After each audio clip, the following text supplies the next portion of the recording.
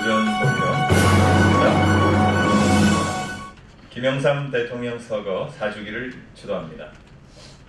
오늘 김영삼 대통령 서거 4주기입니다. 김영삼 대통령의 영면을 기원하며 유족들께 심심한 위로의 말씀을 드립니다. 김영삼 대통령은 서슬퍼런 군부독재 시절 김대중 대통령과 함께 민주주의의 부활을 위해 정치 인생을 바친 큰 지도자였습니다. 1993년 문민정부가 출범하며 5.16 군사 쿠데타 이후 권위주의 체제의 핵심적인 지배 세력인 군부를 정치 권력으로부터 배제하는 근본적인 개혁을 이뤄냈습니다.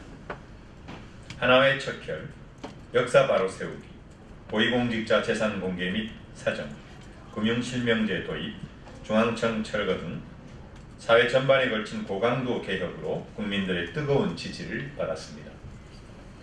특히 1983년 군사 독재 한가하기 위한 목숨을 건 23일간의 단식 투쟁은 민주화 세력을 한데 모으는 분수령이 되었고 대한민국 민주주의 역사의 새로운 이정표가 되기도 했습니다. 김영삼 대통령의 후예임을 자처하는 자유한국당 황교안 대표의 명분 없는 단식이 더욱 안타까운 오늘입니다. 김영삼 대통령은 독재에 목숨을 걸고 항거했지만 철저한 의회주의자였습니다. 민주정부의 전통이 연면이 계승되고 있는 오늘, 황 대표는 단식을 중단하고 민주주의의 본령인 의회 민주주의를 제도로 세우기 위해 헌신하기 바랍니다. 그 길이 국민을 위한 길이요, 김영삼 정신을 잇는 길입니다.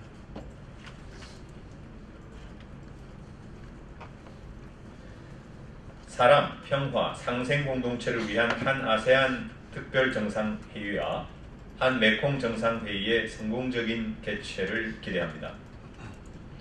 오는 25일부터 27일까지 부산에서 2019 한 아세안 특별정상회의와 제1차 한 메콩 정상회의가 열립니다. 한 아세안 대화관계 수립 30주년을 기념하여 문재인 정부 들어 열리는 최대 규모의 이번 국제회의를 통해 신남방 정책의 중심인 아세안 국가들의 협력을 더욱 강화할 예정입니다. 이번 기간 동안 한국을 비롯한 아세안 10개국은 2차례의 정상회의와 10차례의 양자회담 및 각국의 정상과 대표단, 국민과 기업 등이 참여하는 부대 행사가 성대하게 치러질 예정입니다.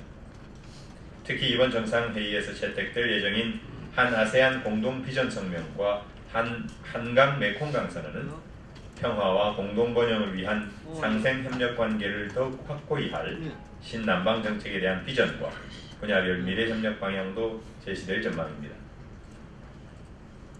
문재인 대통령은 정상회의에 앞서 23일 한 싱가포르 양자회담을 시작으로 아시안 10개국 정상들과 회담을 통해 한반도 평화 프로세스에 대한 국제사회의 지지를 재확인할 것으로 기대됩니다.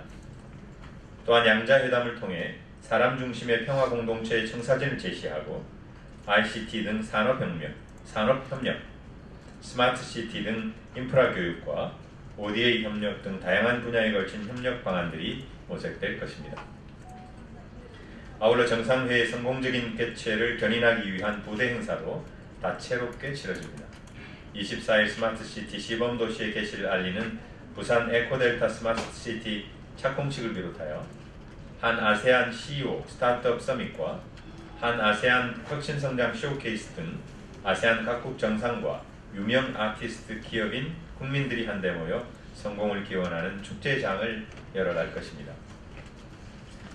한 가지 아쉬운 점은 아세안 평화 공동체의 일원이 되길 바랐던 김정은 북한 국무위원장의 참석이 성사되지 못했다는 점입니다. 북한은 어제 문재인 대통령의 진설을 공개하며 문 대통령 고뇌와 번민은 이해하고 남측의 기대와 성의는 고맙지만 이해해 주길 바란다고 밝히며 정중하게 다음 만남을 기약했습니다. 최근 다소 경색된 남북관계와 북미 협상 국면을 고려한 김 위원장의 고심 어린 결정이라고 평가합니다. 문재인 대통령의 아시안 10개국 순방 이후 열리는 이번 정상회의가 대한민국 제도약의 디딤돌이 되기를 기대하며 더불어민주당은 정부와 함께 이번 정상회의의 성공적인 개최를 위해 최선의 노력을 다할 것입니다.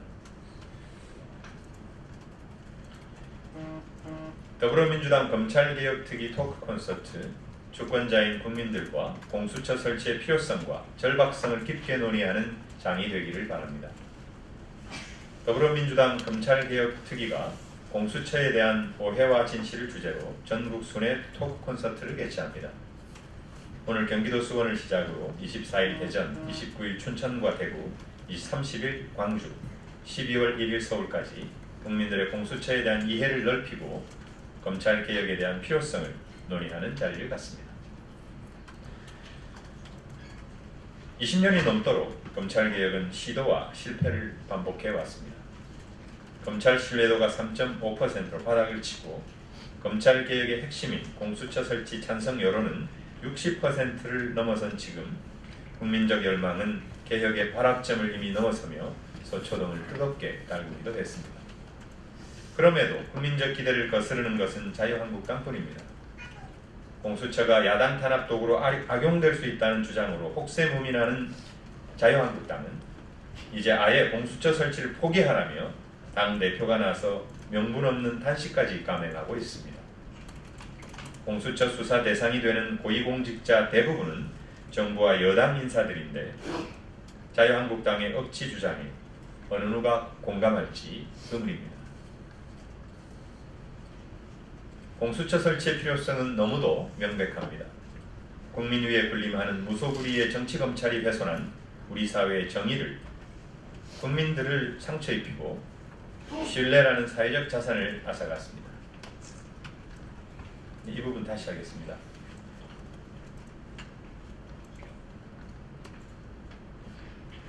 공수처 설치의 필요성은 너무도 명백합니다. 국민 위에 군림하는 무소불위의 정치검찰이 훼손한 우리 사회의 정의는 국민들을 상처 입히고 신뢰라는 사회적 자산을 앗아갔습니다. 국정농단 사건이 발생한 것도 검찰과 경찰 등 사정기관이 제대로 역할을 하지 못했기 때문이 아닙니까? 공수처는 우리 사회의 정의의 문제이지 이념의 문제가 아닙니다. 주권자인 국민들과 함께 이번 토크 콘서트에서 깊은 논의를 할 수 있게 되기를 기대합니다. 네, 감사합니다.